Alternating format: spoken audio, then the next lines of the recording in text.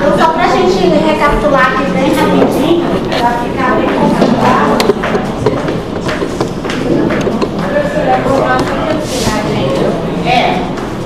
A gente estava falando dos antidepressivos, que aí a gente vai ter que usá-los agora para ficar tudo daqui para frente, o tratamento, desde tanto da ansiedade quanto da depressão e demais.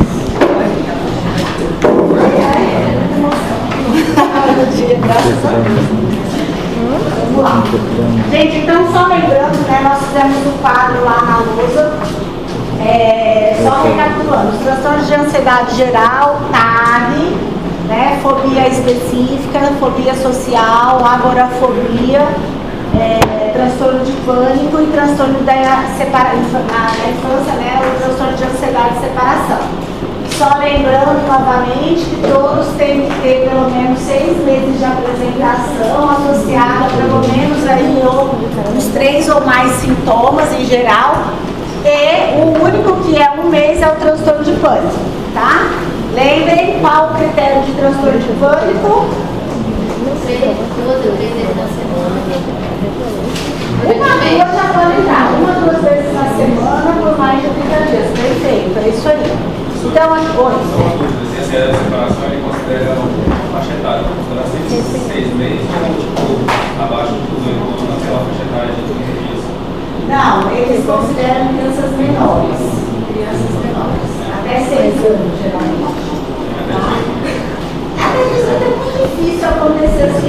Só se for uma criança, tipo assim, ó, com déficit cognitivo, com retardo mental, que tem uma idade cronológica menor. Por quê? Porque o transtorno de ansiedade de separação, ele geralmente é a criança que ainda não trabalhou muito bem essa questão do estímulo. Raramente você vai ter uma criança assim, sei lá, uma criança muito pueril, que os pais se separam, ou que a mãe abandona a família, a criança tem 12 anos. Mas assim, você pode até encaixar, mas não é o comum, não. Não é o mais comum. Tá? O mais comum é crianças abaixo ali de 6 anos.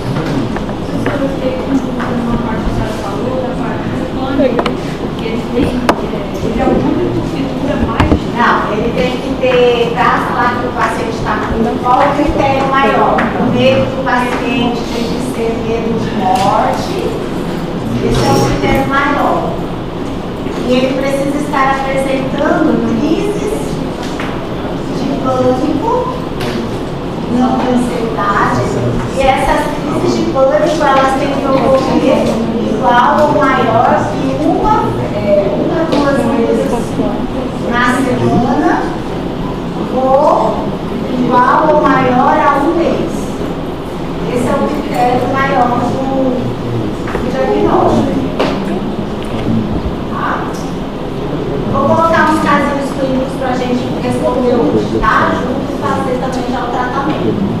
Então, ele é o único pisozinho que eu dei, que assim, todos os outros, eles têm que estar apresentando pelo menos 6 meses de sintomas. O pânico não, só 30 dias, tá? Então, aí, mais uma vez, olha, a fórmula geral das fobias. Então, o paciente ele tem que apresentar um medo ou uma ansiedade proporcional de alguma coisa. Se for fobia social, de exposição. Se for fobias específicas, aquela que ele determina, né? Sempre ou quase sempre, né? E aí a gente tem que apresentar o que ali? Uma série de prejuízo e disfunção. Então, são fobias que o paciente às vezes não tem todo dia. Por exemplo, não viagem de avião.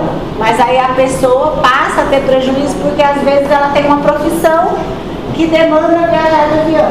Aí ela não vai porque ela tem essa fobia, né? Então ela acaba tendo um prejuízo, deixa de ter um crescimento em algumas áreas da vida.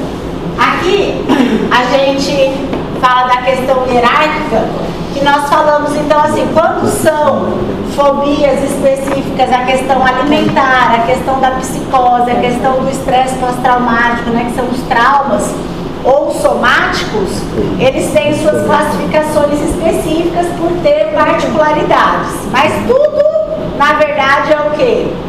Ansiedade. Tudo é ansiedade. O paciente somatoforme que a gente viu lá na prova, vocês viram que muitas vezes dá uma confundida, porque parece que é um quadro de ansiedade.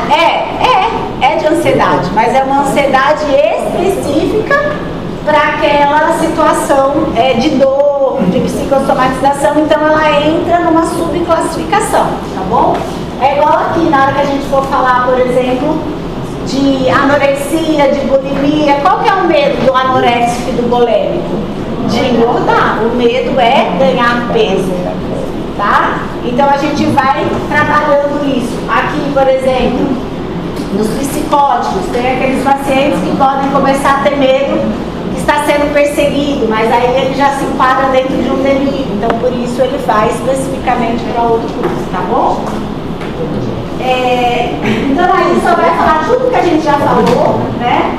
A questão da fobia específica, que vai ser mais de 6 meses, né?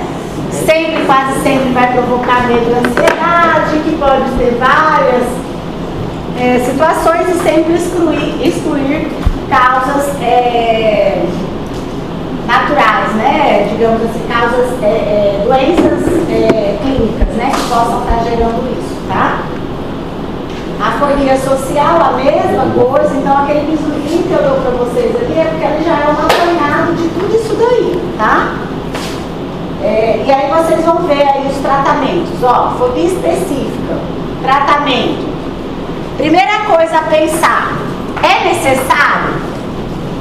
Por exemplo, alguém que fala assim para você, eu tenho muita fobia de avião, passo mal, desmaio. Aí você pergunta assim, quantas vezes no ano você viaja de avião? Aí a pessoa vai te falar assim, uma vez no ano.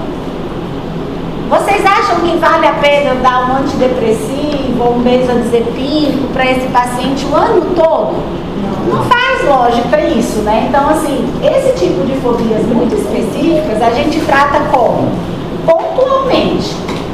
Eu vou viajar de avião e estou muito nervoso, aí a gente vai orientar o benzodiazepínico, que a gente vai relembrar dos benzodiazepínicos, que é a única medicação que é ação imediata. Então, meia hora antes do paciente, 20 minutos antes do paciente expor-se àquele medo, a gente faz uma dose pequena de alprazolam, de clonazepam, que ele não tem sonolência, mas ele consegue enfrentar o medo com mais facilidade. Por exemplo, o aluno que tem que fazer apresentação de trabalho, que é muito fóbico em relação a apresentar ali na frente. Às vezes a gente fala, toma um alprazolamzinho 0,25, 20 minutos antes da apresentação. E aí o aluno fala, nossa, prof, foi muito melhor, fiquei muito mais tranquilo, não fiquei tremendo, não fiquei gaguejando. Então são ações pontuais. E na verdade, o que a gente tem que trabalhar com esse paciente? Principalmente terapia de exposição. Então é ir colocando ele frente àquele medo e trabalhando a racionalização do medo frente àquilo ali, tá bom? Mas não é algo que a gente necessariamente precisa tratar com medicamentos, né? A fobia social, né, já é um pouco diferente. Por quê? Porque todo mundo se expõe socialmente todos os dias, né? A não ser que seja uma pessoa que fica em casa isolada. Então, às vezes, esse a gente já vai ter que usar um inibidor seletivo de recaptação de serotonina, né? Que seria a primeira, o que a gente falou? A primeira, não, mas a primeira qual é? A primeira escolha dentre todas as classes, não é isso? Eu não sei apagar, gente. Vamos lá, ó. Só recordando aqui que nós falamos, nós temos a classe tricíclica, a gente tem os inibidores seletivos de recaptação de serotonina, os inibidores seletivos de recaptação de serotonina e noradrenalina, e o que a gente colocou no grande grupo de ativos. Então, só para a gente recordar isso aqui, vocês têm que estar com uma ponta na língua. Quais são os tricíclicos? Amitriptilina, qual outro? Norvitriptilina, qual outro? Muito bem, parabéns. E aqui, quais são? Vamos começar pelos velhos.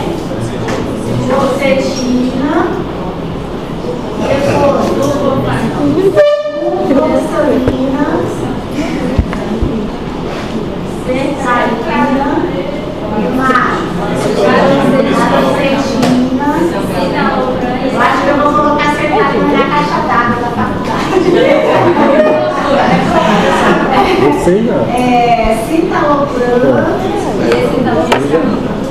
e escitalopram. Ok? Recordaram aí, né? E esses aqui, os inibidores seletivos de recaptação de noradrenalina e serotonina. Vocês estão velosos aí. Fluoxetina, desvela, vacina. Exatamente, parabéns. Vou ter que dar meio fogo para todo mundo.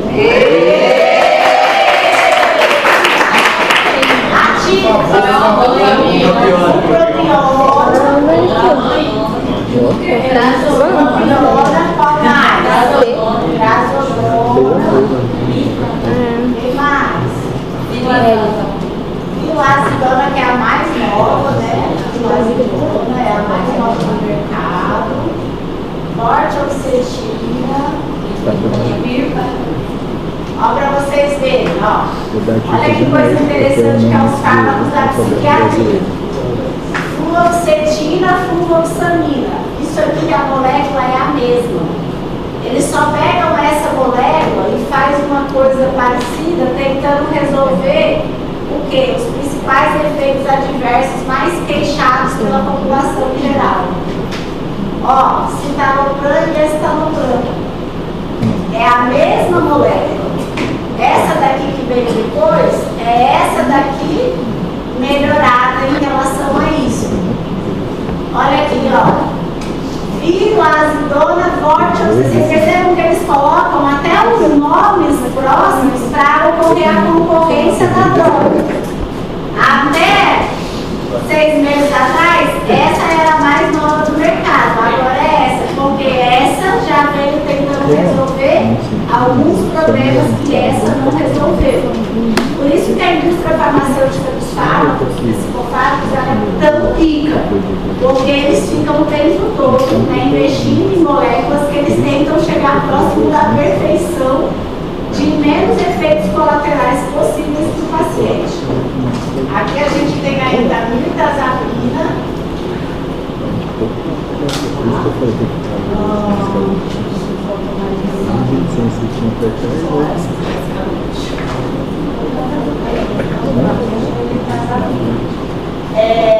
Aqui, ó, vocês veem a mesma coisa, ó.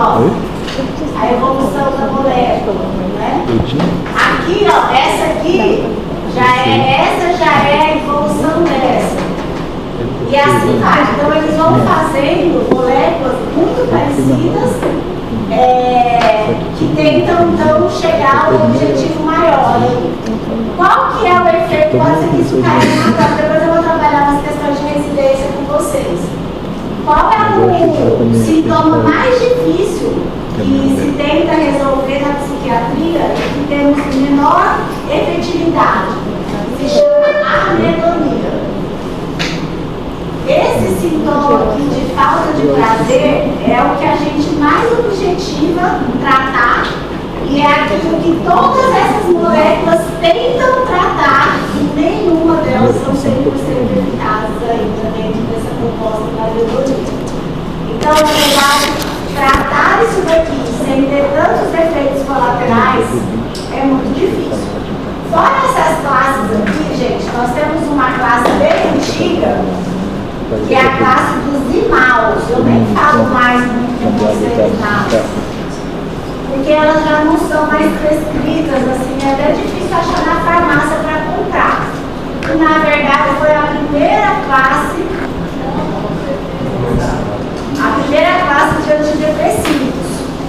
Essa classe aqui, se a gente for olhar em termos de efetividade, principalmente para isso daqui, ó, elas são fantásticas, porém elas são muito não seletivas e geram muitos efeitos adversos, inclusive interagindo com o alimento, com uma molécula chamada tiamina.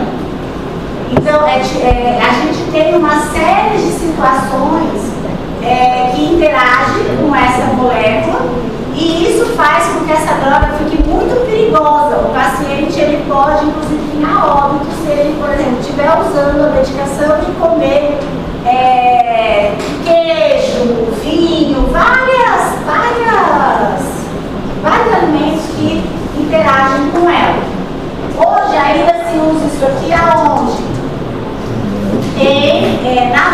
São Paulo, na Unesp, aonde? Naqueles que a gente chama de ambulatórios de refratariedade.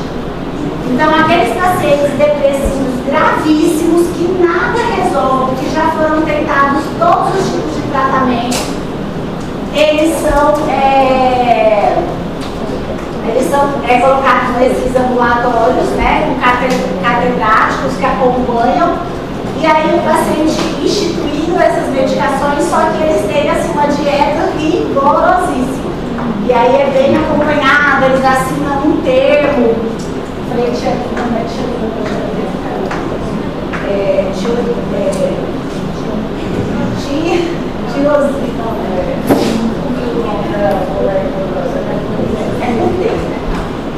Que tem no queijo, tem no vinho, tem em todos esses lugares aí, de vários alimentos que interagem com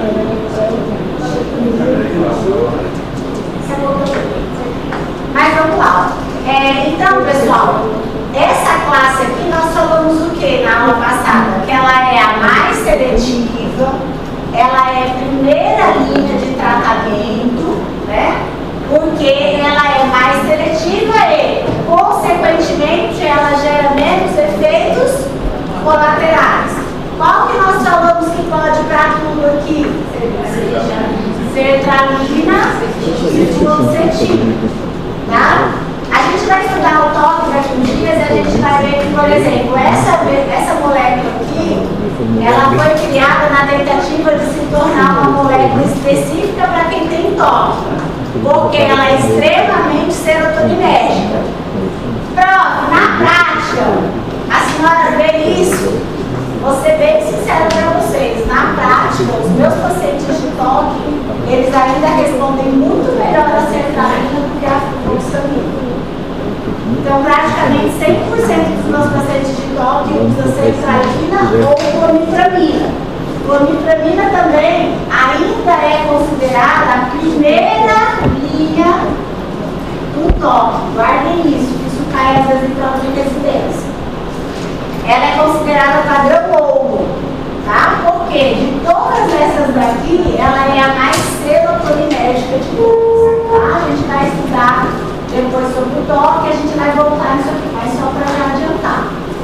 Então, assim, ó, pessoal, vamos dar uma recordada aqui agora, passo a passo, e vocês anotem o que eu vou falar. O que eu vou falar, anotem por quê? Porque eu dou mastigado para vocês. Vocês economizam 15 folhas aí para isso que eu vou resumir aqui para vocês. O que vocês precisam guardar como médicos desses antidepressivos para a vida, para vocês prescreverem para as provas? Então, vamos lá, ó. O que eu tenho que saber sobre essa classe aqui, ó, tricíclica? Ela é não seletiva, ela atua em quantos neurotransmissores? 2, nora e serotonina, ok? Além de nora e serotonina, por ser não seletiva, ela pega muitos outros receptores sem ser noradrenérgicos e serotoninérgicos. Quais que eu citei para vocês? Muscarínicos, histaminérgicos e alfa-adrenérgicos. Consequentemente, eu tenho os efeitos colaterais piores, que são quais? Principalmente quando vocês atenderem pacientes usuários dessa classe. Boca seca, olho seco. Então vamos lá, digamos que você atende um paciente da reumato que tem Sjögren, por exemplo, e seca tudo. Seca o olho, seca a boca, né? É legal? Não é, entende? Por exemplo, pacientes, médico não pergunta isso, eu vejo isso direto. Paciente que tem glaucoma. Glaucoma é aumento da pressão do olho.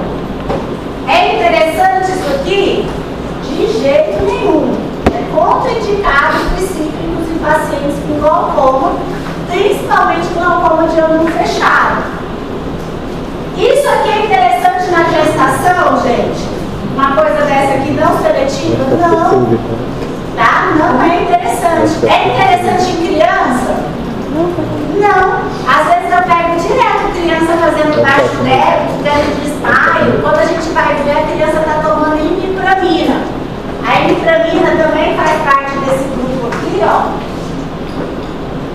E ela, por muitos anos, tem neuro mais antigo que ainda usa bastante. Mas neuro adora passar ibupromina para a criança. E às vezes a criança começa a fazer esses baixos débitos, exatamente por causa da questão de não seletividade. Então não é uma primeira opção em criança, né? A gente não vai pensar nisso em criança. Agora eu vou para uma parte bem prática da vida de vocês como clínicos. Diante de tudo que eu estou falando aqui para vocês, vocês estão na emergência de plantão, chegou um jovem, uma jovem, uma pessoa lá, e a família fala para vocês, ela acabou de tentar suicídio e tomou 2 cartelas de amitriptilina. O que vocês acham? Vocês precisam se preocupar ou não? É uma droga segura? A gente coloca lá só em observação e ok? No máximo, para não dizer que não fez nada, faz uma hidratação? Ou eu me preocupo com esse paciente? Gente, tem que se preocupar. De tudo isso aí que está na lousa, a droga mais letal em termos de superdosagem são esses tricíclicos aqui. Exatamente por essa questão não seletiva. O paciente que toma grandes doses desses medicamentos, eles podem fazer facilmente um aumento do intervalo QT, né, fazer uma fibrilação, ele pode fazer uma série de situações que levem esse paciente ao óbito. Ele pode ficar extremamente sedado, porque ele engasga, ele broncoaspira. Então, assim, quando vocês pegarem esses pacientes aqui, numa UPA, numa emergência, em qualquer lugar aí da vida de vocês, se vocês sabem que é dessa classe, não deem bobeira. Às vezes acontece do paciente chegar, não dá tempo mais de fazer lavagem gástrica, porque já faz um tempo que esse paciente ingeriu. O que você deve fazer? Monitorar esse paciente. Não deixe esse paciente lá na maca e vai fazer outra coisa, que ele pode, quando você voltar, ele já está morto. Recentemente, a irmã de uma paciente minha morreu aqui assim no João Paulo. Ela ingeriu uma grande quantidade de amitriptilina, chegou lá, já fazia muitas horas que ela tinha ingerido, a galera fez o quê? Agora não tem o que fazer, vamos deixar aqui. Horas depois voltaram, ela estava lá, já igual a pedra. Então não pode, é uma mulher de 32 anos. Né? Isso aqui tem que ficar atento, são medicações e outra coisa. Exemplo, você está atendendo uma pessoa que ela já tentou suicídio várias vezes, é uma paciente que tem probabilidade de suicídio, é a melhor droga para prescrever? Não é. Por quê? Principalmente se essa pessoa não tiver um suporte familiar. Ela vai chegar em casa, gente, no SUS principalmente, nós damos medicação para 2 meses. Então vocês imaginam, se o paciente toma um comprimido, que seja de 25 por dia, se a gente dá para 60, ele fica com 60 comprimidos desse aqui em casa, no primeiro dia que ele pega lá na rede.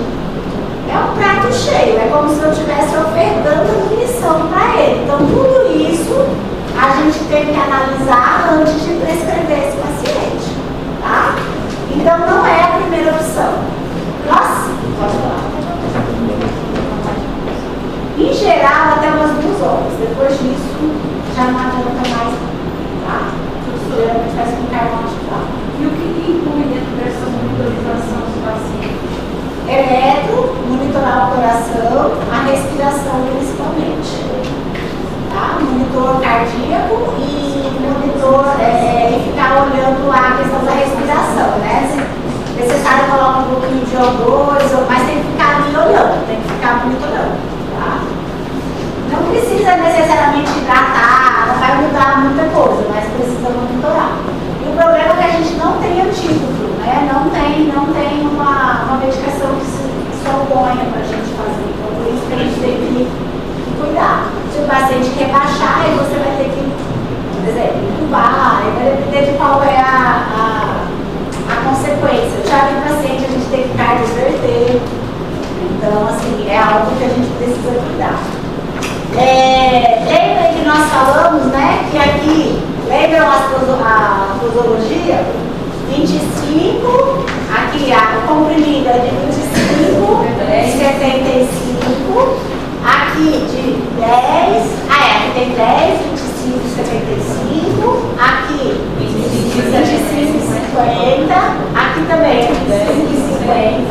clomipramina 10, 25 e 50. A imipramina é 10 e 25? A imipramina tem de 10 e 25. A imipramina, na verdade, o ano retrasado tinha inclusive saído do mercado. E aí estava só sendo manipulada. Agora voltou. Tem um laboratório chamado Cristália que voltou a comercializar a imipramina. Tá? Uma outra molécula que eu coloco aqui que a gente usa muito pouco na psiquiatria, raríssimo, chama desmipramina. Só que vocês podem ouvir falar dela na matéria de pediatria. Vocês já viram enurese noturna em criança na pediatria? Aí tem o primeiro tratamento, geralmente é aquelas contenções, né? O horário, o relógio, não tomar água à noite, parará. Se a criança evolui com uma piora muito importante, com muita disfunção, aí existem uns sprayzinhos de desmipramina que é dado para essa criança melhorar a questão da enurese noturna. Aí vamos lá comigo. Por que, gente, que melhora a enurese noturna? Exato, perfeito, Ricardo. É um efeito colateral. Se eu tiver um adulto que tem esse problema de estar toda hora fazendo xixi, né, à noite, micção à noite, melhora se eu der isso aqui? Qualquer um desse. Melhora. Por quê? Porque ele pega receptor muscarínico. O paciente fica mais constipado, o paciente fica com a parte dos esfíncteres mais retardados. Agora, não adianta para quem? Às vezes, lá para uma senhora que tem a bexiga extremamente baixa, que aí é uma questão mecânica, né? Mas para aqueles que têm uma bexiga nervosa, que a gente chama, né? Que toda hora fica querendo ir ao banheiro, isso aqui, qualquer um deles melhora. Então, lembrem sempre disso, que muitos desses medicamentos a gente vai usar como tratamento secundário de outras patologias. Quem que a gente falou aqui? Dessa classe aqui, qual que é o mais conhecido para tratamento de dor crônica? Isso tem que saber. Ela é, mas a mais conhecida é a amitriptilina. Tá? A nora atua, todas elas atuam. Mas essa aqui é a mais estudada e a mais conhecida. Vocês vão ouvir falar de amitriptilina em gastro, vocês vão ouvir falar de amitriptilina em reumato, vocês vão ouvir na neuro. Então, assim, a amitriptilina, além do tratamento de depressão, ó, para enxaqueca, dores crônicas em geral, então, o ortopedista adora passar amitriptilina. Tudo de gás, intestino irritável, doença de Crohn, todas essas coisas, a primeira linha de tratamento ainda é amitriptilina, tá? Esse clomipramina aí é o que? Esse clomipramina aí é o quê? Meu nome é. Mas lembrando assim, ó, que todos eles são o quê, gente? Tratamento principal o quê? Eles são antidepressivos, tá? Mas lembrem o que eu falei pra vocês, que pode cair isso na prova igual dos antipsicóticos, a pegadinha da prova que muita gente não se atentou. Eu coloquei lá pra vocês as doses de tratamento, por exemplo, clozapina, quetiapina, não é isso? Que é antipsicótico só a partir daquela dose. Prestem atenção nisso. Qualquer uma dessas aqui, ó, qualquer uma delas, elas só vão ter ação antidepressiva e sobre a ansiedade e ansiolítica a partir de que dosagem? Igual ou maior a 50 cada vez. Todas essas aqui que a gente vê abaixo disso, ou é porque é criança com baixo peso, abaixo de 50, 60 quilos, ou porque eu estou objetivando outra coisa que não seja tratamento de depressão ou de ansiedade. Exemplo, vocês vão ver muito assim, ó, vocês vão pegar muito essa prescrição aqui, ó. Fluoxetina, 20 miligramas, um comprimido pela manhã, e amitriptilina, 25 miligramas. miligramas no comprimido à noite. O que vocês me falam disso aqui? Parabéns, Ricardo, é isso aí. Ó, ele está aqui tratando ansiedade ou depressão, e aqui ele está tratando o quê com essa dose, digamos, em geral? Insônia. Por quê? Porque isso aqui é ele é muito histaminérgico, ele é muito sedativo. Esse tipo de prescrição aqui, às vezes, também você vai encontrar para quem? O paciente que está com depressão e ansiedade e também tem dor crônica na coluna. O paciente que está tratando ansiedade, mas também tem enxaqueca. Então, percebam que vocês têm que ter essa habilidade de não só olhar o medicamento, mas que dose está ali dentro daquele medicamento. Olha aqui comigo, vamos fazer um raciocínio clínico. Chega um paciente para vocês com 120 quilos, começa a prescrição e fala assim para você: olha, o médico me prescreveu essa medicação há mais ou menos 40 dias, só que eu melhorei apenas 30%. Eu tive uma leve melhora, mas eu só tive 30% de melhora. O que vocês fariam? Vocês mudariam a droga? O que vocês fariam? 40 dias. Para ansiedade e depressão. Por que eu vou ter que aumentar a dose?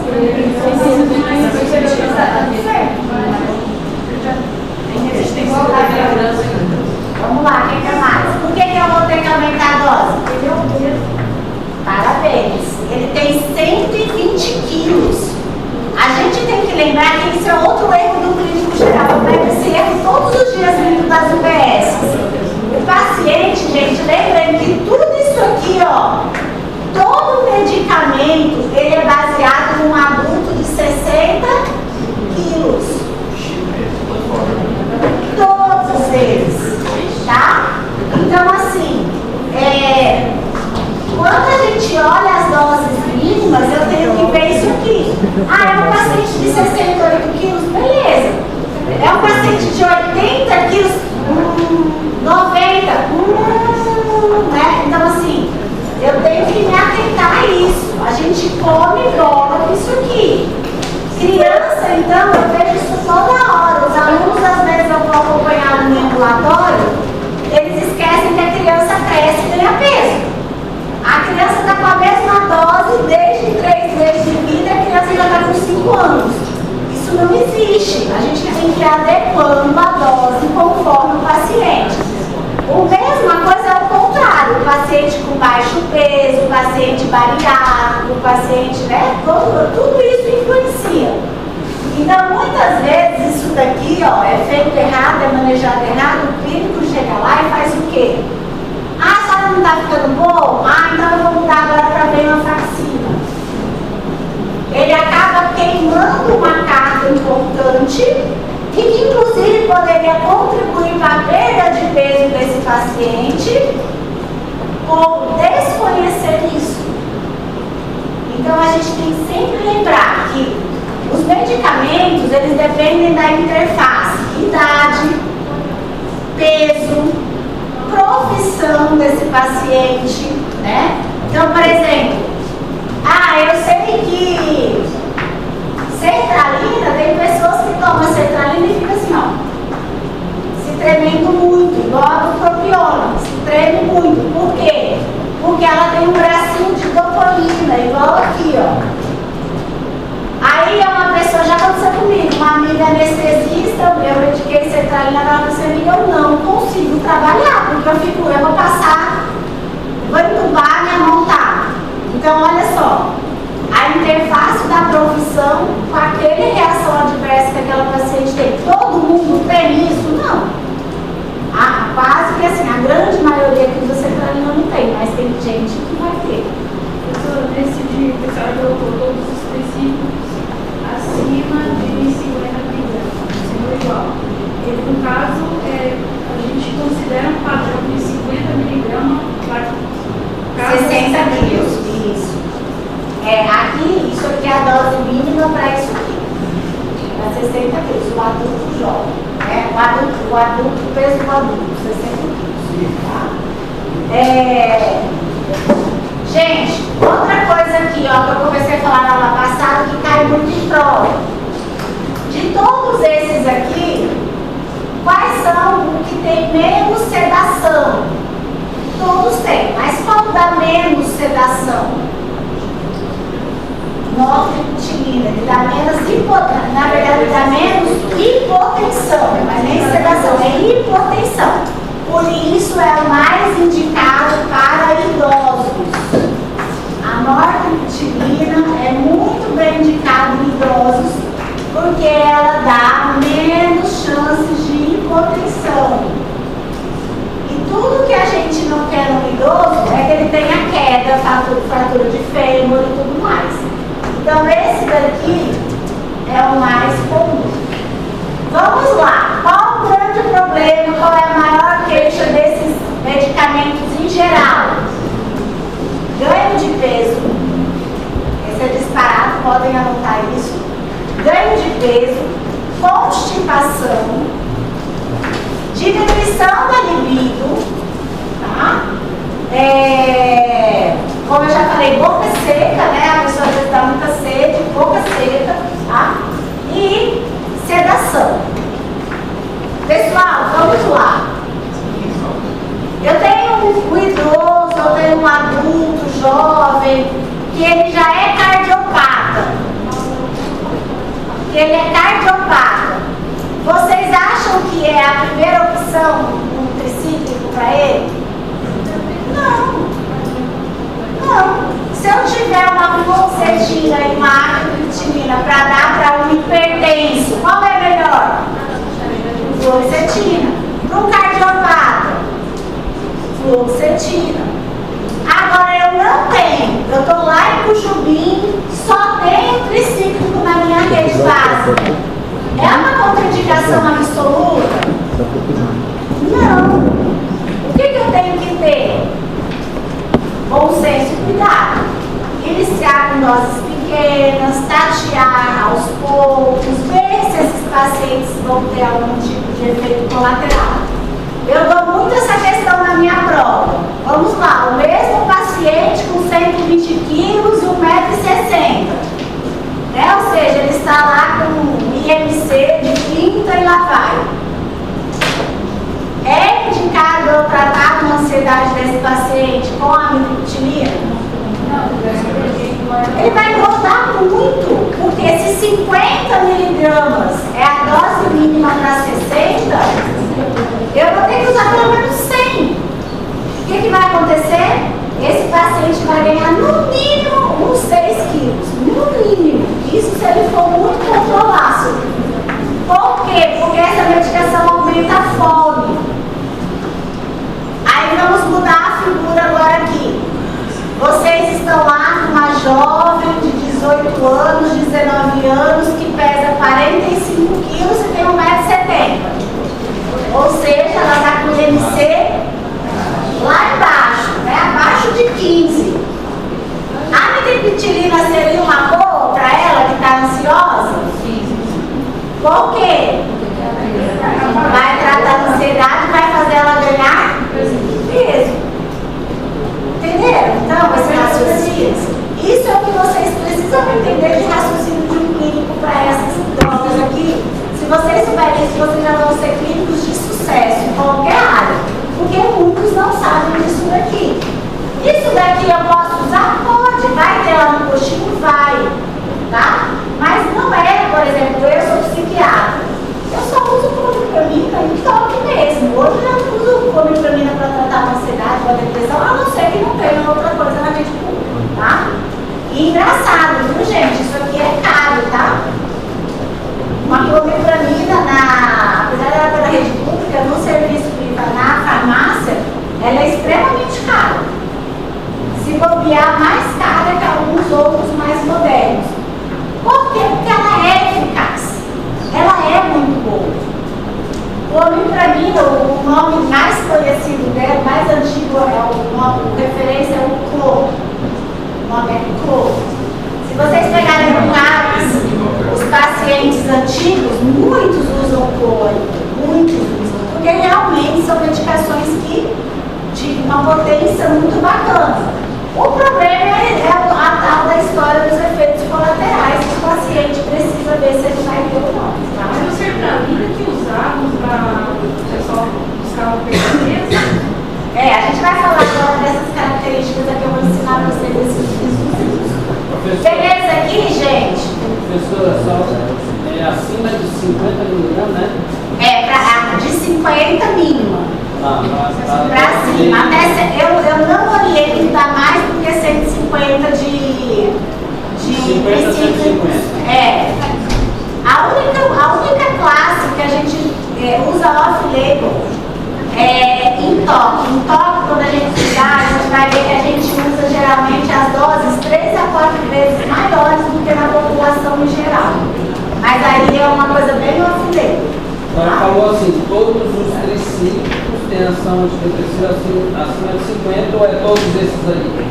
É só os tricíclicos? Só esses aqui. Tá. Esses aqui a gente vai falar, tá? Então aqui, ó, fechando, gente, pra gente finalizar os tricíclicos. São drogas muito boas, dual, não seletiva, né? Acabam gerando muitos efeitos adversos. Os principais: constipação, boca seca, olho seco, aumento de pressão arterial, aumento de problemas cardíacos, aumento constipação, ganho de peso, baixo libido, tá? E sedação. Lembrando, idoso, isso aqui já caiu em 2 provas do ENARE, tá? Essa da nortriptilina. Então, atentem-se a esses detalhes. O ENARE direto está pedindo coisas da psiquiatria. Clomipramina também já caiu em prova de residência como tratamento de toque.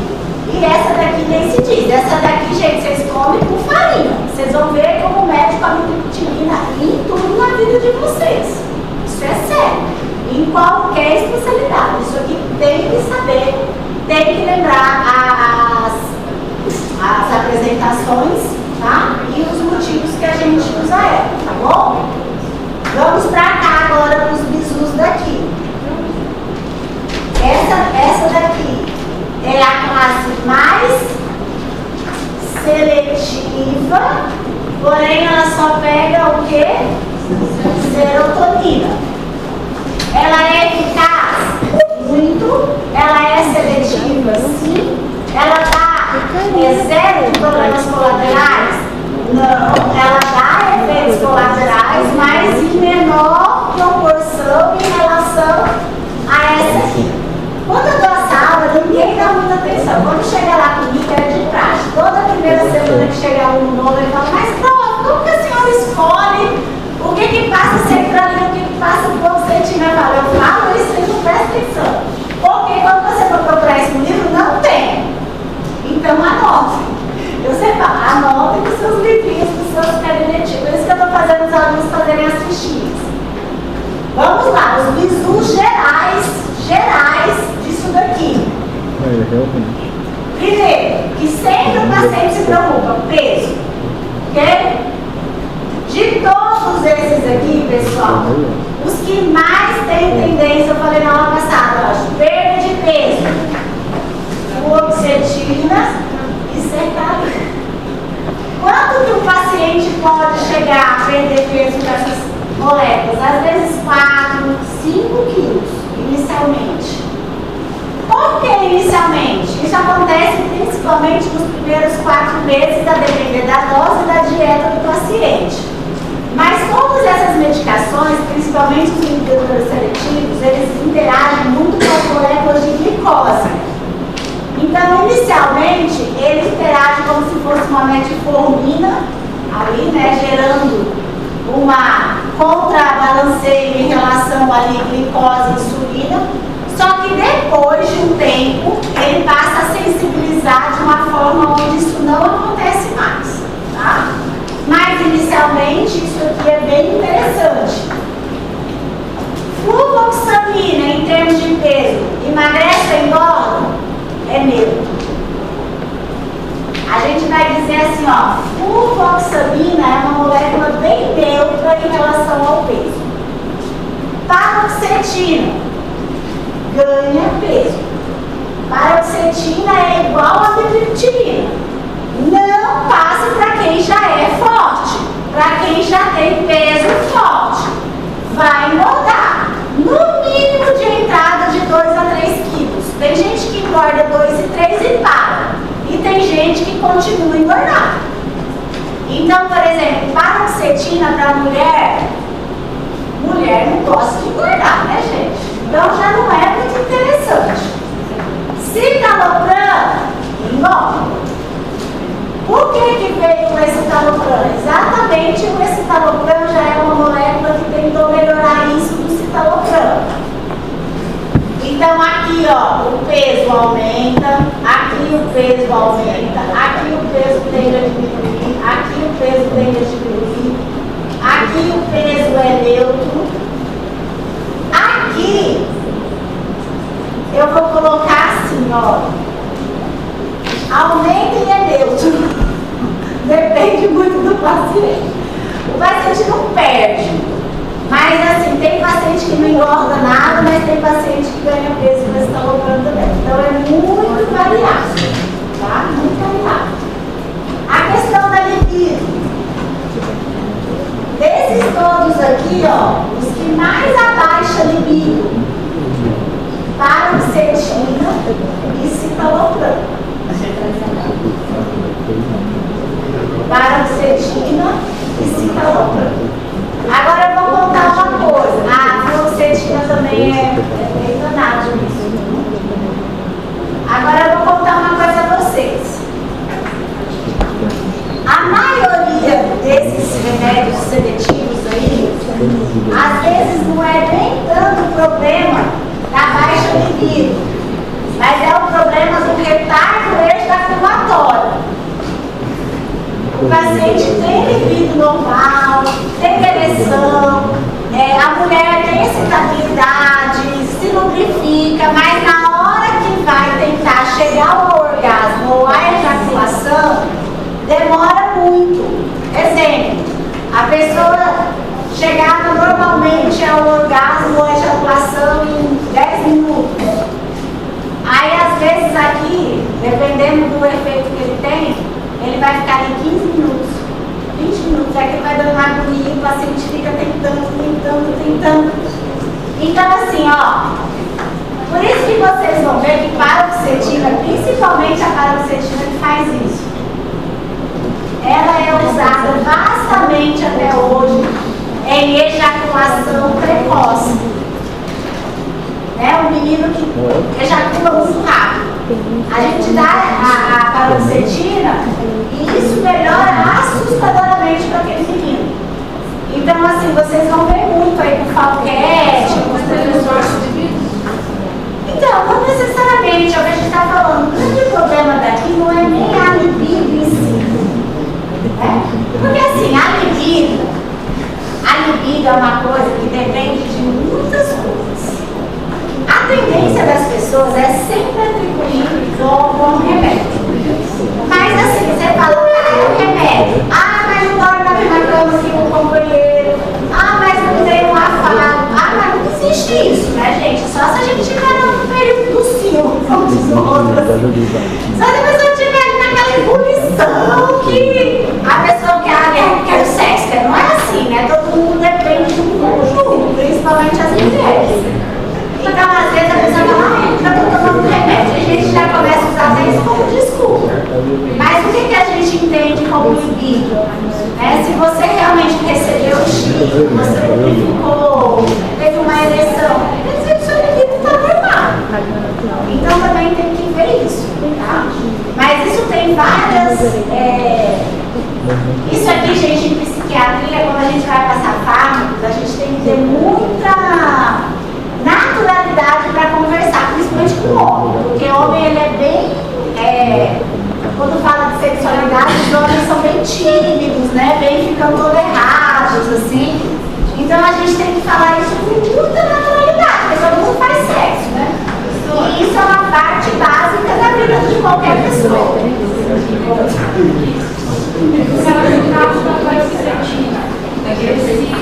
Esse retardo na ejaculação é o aponta para alguma linha específica ou é uma consequência das Não, ele é uma consequência da recaptação de serotonina, que é muito intensa. A sertralina, às vezes, também eu uso, não com tanta frequência, mas às vezes dá um pouquinho. Agora sim, ó, gente, deixa eu explicar uma coisa. Às vezes, esse efeito, ele acontece e depois some. Ele acontece inicialmente ali e depois não tem mais. Então, também, e outra coisa, tem gente que não vai ter nada, absolutamente nada disso. Então, é muito variável. A gente tem que realmente testar para ver, tá? Outra coisa que difere uma da outra é a questão de sedação. Dessas aqui, quais são mais sedativas? Citalopram e paroxetina e fluvoxamina. Essas três aqui, ó. Por isso que vocês vão ver que a maioria das pessoas usa fluvoxetina, sertralina e citalopram de manhã, após o almoço, porque elas não dão sedação. O paciente fica, né? Às vezes no começo ele fica meio assim, abrindo a boca, um pouquinho lento, mas depois isso some. Os três Os que menos dá sedação ou os que mais dá? Os que mais dá são citalopram, paroxetina e fluvoxamina. Fluvoxamina, os pacientes geralmente dormem bem e ficam bem relaxados. Fluvoxamina. Dicas também aqui, ó. Outra dica que eu vou dar para vocês. Cuidado com essa molécula aqui, ó. Essa molécula aqui teve um período que virou a vedete na mão, principalmente dos cardiologistas, dos ginecologistas. E aí, assim, ó, vamos recordar aqui, gente, quais são as posologias que nós temos dessas drogas. Vocês sabem? Fluoxetina. 10, 20, existia há um tempo atrás, uns 40, mas a gente não acha mais no mercado. E qual a outra? 20 miligramas por ml. Qual desses aqui eu tenho ainda em boca, além da fluoxetina? Só o escitalopram. A gente tem o escitalopram de 10, de 15, de 20 e 20 miligramas por ml. Então, olha só. Se for uma criança e a criança não tomar de jeito nenhum comprimido, o que sobra para mim? Fluoxetina. A não ser que, se não puder ser a fluoxetina, a mãe vai ter que diminuir o comprimido, né? Aquela coisa dele, né? Porque esse aqui não é indicado para criança. Lembra que a gente falou? Fluvoxamina. Quais as apresentações que a gente tem? 50 e 100 miligramas. Sertralina. 25, 50 e 100 miligramas. Não tem boca. Paroxetina, e agora eu vou contar aqui um segredo. Paroxetina, antigamente, a gente só tinha ela de 10, 20 e só. Hoje a gente tem paroxetina de 10, de 15, de 20, de 25. Por que isso daqui? Tem até de 30 já. Por que isso daqui, gente? A paroxetina é uma molécula assim, olha, ela é maravilhosa. A gente brinca, só que assim, a gente brinca assim, ó. Ela para tudo. É uma medicação que para tudo. Para o metabolismo, por isso engorda. Para a ejaculação, por isso pode ser que melhore para alguns, né? Dá sonolência. Então, assim, o paciente fica mais identificado para a ansiedade, para como ninguém. Porém, muitas vezes, a custa de muitos efeitos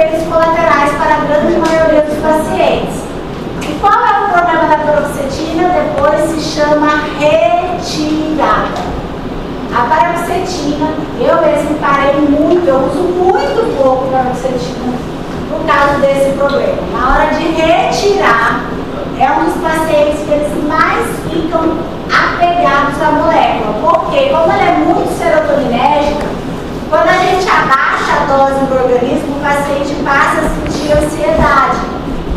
E o que ele entende? Que é uma ansiedade da doença não tratada e não tem nada a ver. A ansiedade que ele está sentindo é da retirada daquela substância. Então a gente pode dizer que a paroxetina, assim, ela gera muita dependência química mesmo dos pacientes, sabe? E aí, como ela parou muito de ser prescrita, os laboratórios fizeram receber o Pondera, que é o mais famoso, né, da paroxetina. É uma indústria milionária. E nos últimos anos, com a vinda dos outros antidepressivos, eles perderam muito mercado. Então, o que eles fizeram? Eles criaram, tem até de 7,5, paroxetina de 7,5. Eles criaram várias moléculas intermediárias, 12,5. Eles criaram várias moléculas intermediárias. Agora tem 10, 12,5, 15, 20, 25, 30. Exatamente para o médico conseguir fazer um desmame mais lento e gradual desses pacientes. Qual que é a dose máxima de fluoxetina para o paciente? Quem lembra? Em média? 80. Tá? 80. Até 80 eu posso chegar no paciente. Mas se esse paciente for um paciente de 120 quilos, pode chegar a 100, 120 tranquilamente, tá? Qual que é a dose geralmente de fluoxamina? 300, 400. Sertralina, a dose máxima, 200. Paroxetina, citalopram, a dose máxima, 40. E o escitalopram, e é aqui que eu vou falar da pegadinha que os médicos mais fazem nos clínicos gerais. Gente, a dose máxima de escitalopram é 20. O que eu mais vejo no meu dia a dia? O clínico da OBS começa o tratamento do paciente com escitalopram de 20. O paciente passa mal, o paciente fica com o coração parecendo que vai sair pela boca, principalmente se ele for um paciente com baixo peso ou sexo feminino. Lembrem que isso é a dose máxima. Então, às vezes o médico não sabe o que passar e entra na internet, olha lá, escitalopram 20 mg, ele passa escitalopram 20 mg. O paciente passa muito mal. Isso daqui, por incrível que pareça, eu vou falar uma coisa para vocês. Eu falo que é das consultas que eu mais ganho dinheiro faço na minha vida. Sexta-feira mesmo eu atendi um paciente dos Estados Unidos, veio, consultou com o médico em julho, o médico passou 20 mg de escitalopram para ele. Passou mal,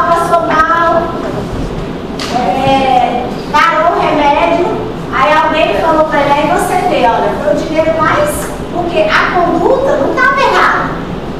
O que o médico orientou para ele não estava errado. Só que estava errado a dose que ele deu.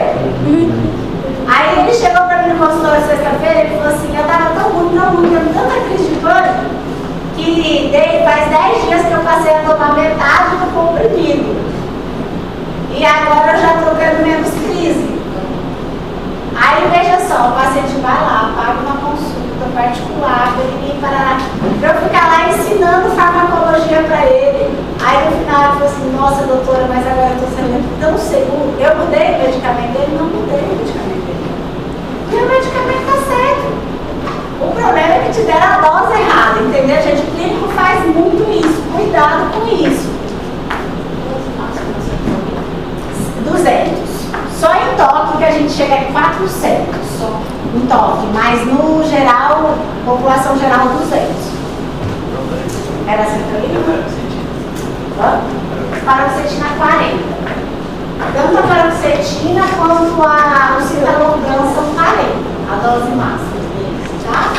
Gente, por exemplo, minhas pacientes mulheres que eu opto por fazer esse citalopram. quase 100% eu começo com gotas. As mulheres, na minha experiência, são muito mais sensíveis inicialmente ao escitalopram. Elas tendem a ter muita taquicardia. Então, quando for para a mulher, eu sempre oriento começar com gotinha. Eu começo com a gota, lembrando, 20 ml tem quantas gotas? 20 ml tem 1 miligrama. 20 miligramas por 1 ml. 1 ml são quantas gotas? 20 gotas. Então, se eu der 20 gotas, eu estou dando 20 miligramas, que é a dose máxima. Como que eu faço com mulher aqui? Geralmente eu começo com 5 gotas e peço para ir aumentando uma gotinha a cada 2, 3 dias até chegar em 10 gotas. 10 miligramas de escitalopram, ele é uma dose eficaz para quase 90% da população. Não precisa chegar a 20, a não ser que alguém muito pesado, ou que, enfim, aí são as particularidades, o metabolismo rápido, mais 10, essa dose aqui, ó, é a mais comum. Se vocês me perguntarem de sertralina no meu consultório, a cada 100 pacientes que eu tenho lá, 85 ficam aqui de sertralina, a dose mínima. Né? Porque são eficazes. Professor, esse escitalopram, você tinha falado que a dose máxima é 40. Esse escitalopram. Desculpa. Citalopram é 40 e esse escitalopram é 20. Fluvoxamina 300 a 400. Depende um pouco, porque como é para toque, como eu falei, para toque tudo é mais alto. Quando a pessoa conta uma coisa 80 é fluoxetina. A fluoxetina é entre 60 a 80 para a população geral e pode ser maior para pacientes obesos. O que mais aqui, gente, dessas moléculas que eu tenho que falar a vocês? Que está em prova. É super seguro. O paciente chegou, eu ingeri 3 caixas de fluoxetina.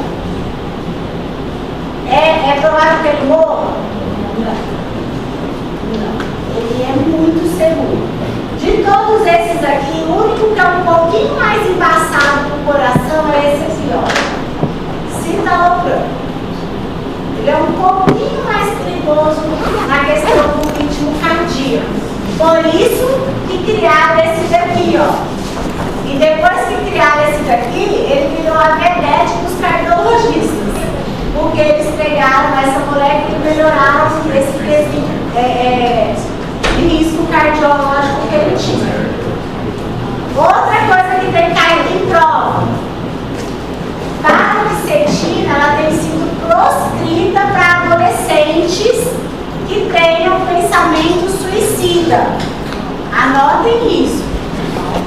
Pacientes adolescentes que tenham muito pensamento suicida não podem ser prescritos paroxetina. Por quê?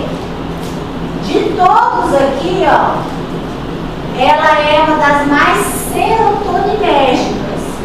Então, quando a gente introduz a paroxetina, ela dá um up meio que imediato no paciente, uma energia, uma inquietude, e isso pode fazer com que aquele paciente que esteja na iminência de tentativa de suicídio, ele crie mais força para fazer isso.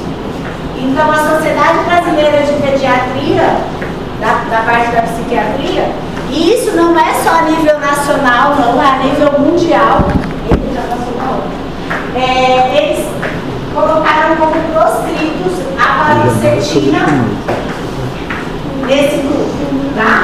Vou só terminar aqui essa parte rapidinho para não quebrar o raciocínio. Tudo bem aqui, gente? a dose mínima de paroxetina depois que vai A dose mínima de fluoxetina é 20. Felizmente.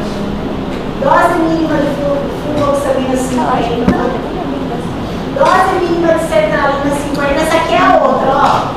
O povo fica tomando 25 miligramas de sertralina, não serve pra nada. 25 miligramas de sertralina é só introdução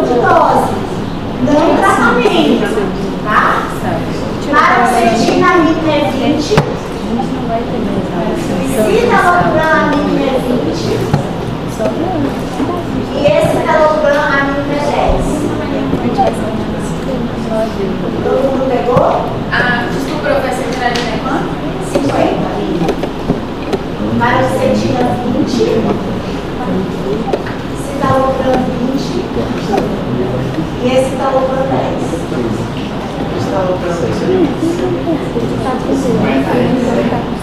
Não, citalopram é 5, 10, 15 e 20. 20 miligramas por espécie. Citalopram é de 10, 20 e 40. E a dose máxima é 40 e a mínima é 20.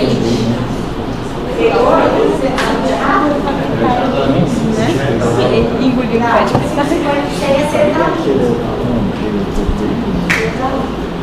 A do citalopram é 10, 20 e 40. 20 mínima, 40 máxima. Gente, essas daqui, ó, rapidinho, são recaptadoras de serotonina e noradrenalina. Isso aqui é a melhoria disso aqui. Tá? Fluoxetina, a gente tem ela de 30 e de 60, sendo a dose mínima 120 miligramas. Sendo a dose mínima 60. A desvenda, a gente tem ela de 50 e de 100. Aqui, em geral, a dose mínima é 50, a dose máxima é 300. Aqui a máxima é 120. A dupla, a máxima é 120. E a mínima é quanto? A mínima é 60. A desvenda é 50 e 100. A mínima é 50, a máxima é 300. E a venlafaxina, a gente tem de 37,5, 75 e 150. A dose máxima, 225. E a dose mínima, 75. Aí vocês vão falar assim, ó, Vanessa, por que aqui tem 37,5 e aqui tem 30, se a dose mínima é 60 e se a dose mínima é 75? Porque essas drogas aqui, essas duas, elas dão, como elas são muito noradrenérgicas, elas dão muita náusea no começo do tratamento. Então, eles já criaram uma molécula, numa dose que não é terapêutica, mas é de adaptação. Então, a gente sempre começa a vênula com 37, sempre começa a bula com 30, que é outro problema que eu vejo os clínicos, lapada de 60, lapada de 75, o paciente não tolera. Dificilmente o paciente tolera, ele fica nauseado, ele fica passando mal, ele fica agoniado, ele fica... Pessoas mais velhas, vênula, por exemplo, como é muito noradrenérgica, o que vocês acham que é um efeito colateral que eu tenho que tomar cuidado?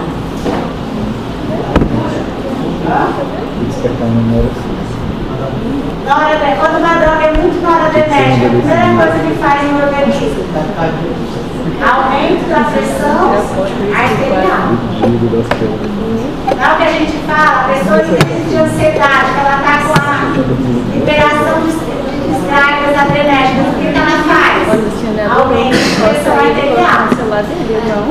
Olha como que é, muitas vezes, o recém-formado, ele não lembra dessas coisas. Ontem eu estava no carro do meu marido, uma médica ligou, doutor, não sei o que, um paciente sangrando há 3 horas aqui no hospital.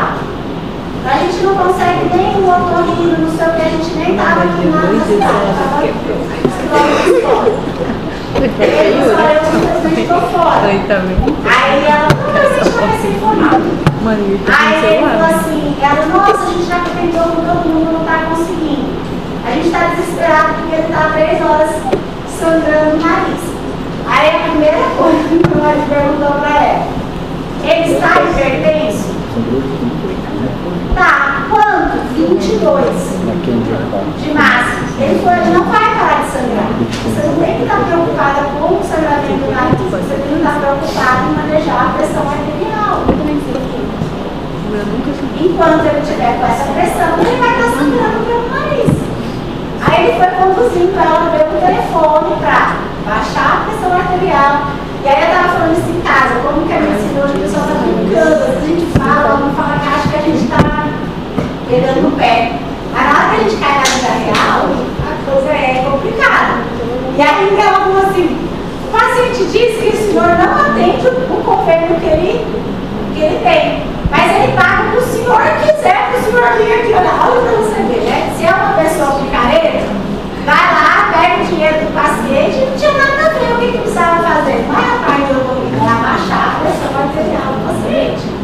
Então, essas coisas a gente se esquece muitas vezes da medicina, né? Que o medicamento pode gerar um efeito colateral, que alguns efeitos de uma patologia desencadeia outras, né? E a gente tem que estar sempre atento a isso aqui. Então aqui, ó, tem que tomar cuidados.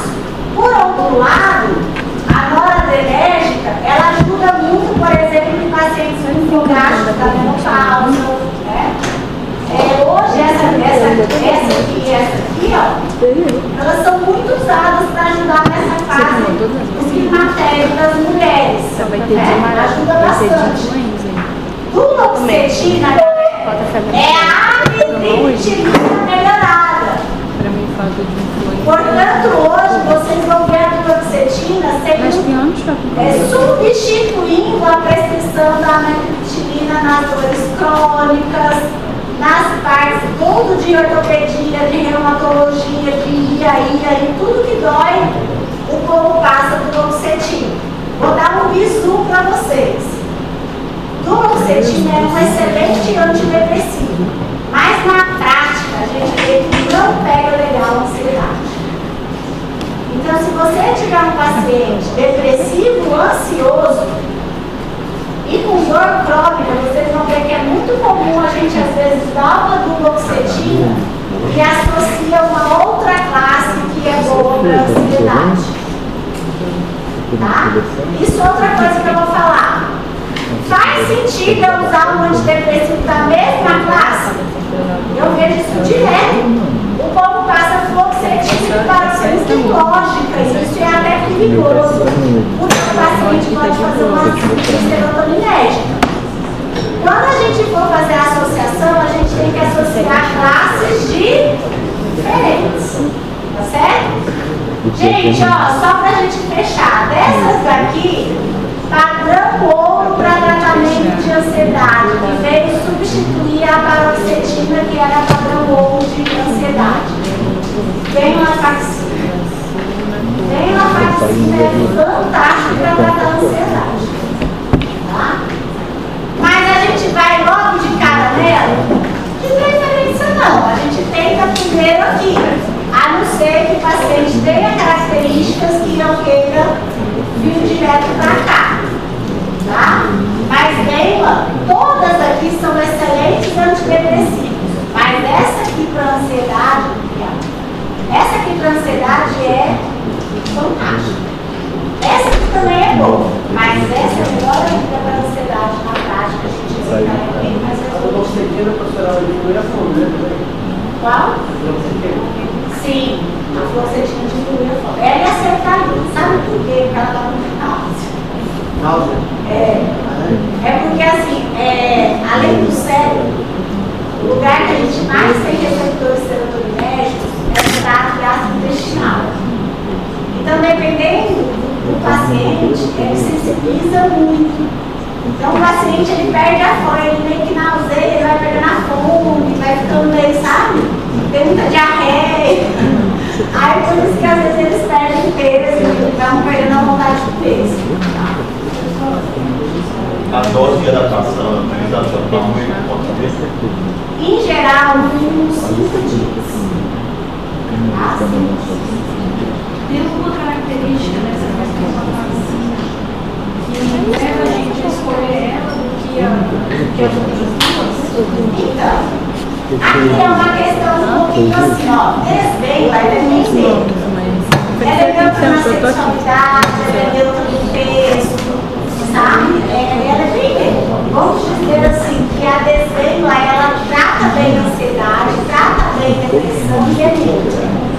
Agora, assim, se eu estou com um paciente muito ansioso, aquele ansioso hard, a venda é melhor, sabe? No caso de um idoso, a gente evitar O idoso, a desvenda é melhor porque ela causa menos problema com a pressão arterial do que a venda. No idoso, a desvenda é ótima. Entendeu? Tá? Ok, aqui, pessoal, tranquilo? Esses aqui depois eu falo rapidinho para vocês, mas é bem simples. Mas esses aqui é o carro-chefe